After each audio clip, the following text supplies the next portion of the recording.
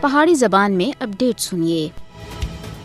آج پوری دنیا میں یوم ماحولیات کا دیہڑا منایا جا رہا ہے۔ عالمی یوم ماحولیات مودی حکومت ان خطرات کو کانٹ پیچھے سٹ کے بڑی امنات یاترا مقبوضہ جموں کشمیر کے بچ مناؤن کے واسطے بزد ہے۔ بھارت مقبوضہ جموں کشمیر میں بڑی ہندو امرناتھ یاترا کو انعقاد کر کے عالمی یوم ماحولیات کا پیغام نظر انداز کر رہا ہے۔ لکھاں ہندوؤں کو امرناتھ غار وچ جانے دی اجازت دینے دا مودی دا فیصلہ مقبوضہ جموں کشمیر وچ ماحولیاتی تباہی دی طرف اشارہ ہے۔ مودی حکومت سن امرناتھ یاترا کو عسکری یاترا وچ بٹا کے دا ہے اور مقبوضہ جموں کشمیر دے نازک ماحول کو بچانے دے واسطے یاترا دے دورانیہ کو کٹ کرنے دی ضرورت ہے۔ بھارت نہ صرف مقبوضہ جموں کشمیر دے نازک ماحول کو خطرے وچ ڈال رہا ہے بلکہ بڑی عسکری امرناتھ یاترا دے ذریعے کشمیریوں کو زیر کرنے دی بھی ناکام کوشش کر رہا ہے۔ ماہرین دا آخنا ہے کہ جنوبی کشمیر وچ امرناتھ غار دا دورہ کرنے والے لکھاں ہندو یاتری ہمالیہ دے نازک ماحول کو شدید متاثر کر رہے ہیں۔ مقبوضہ جموں کشمیر دے ماحول دے واسطے نقصان دہ ثابت ہون دے باوجود بھارت بڑی ہندو امرناتھ یاترا دے انعقاد دے واسطے بزد ہے۔ کشمیر وچ ہندو یاتریاں دی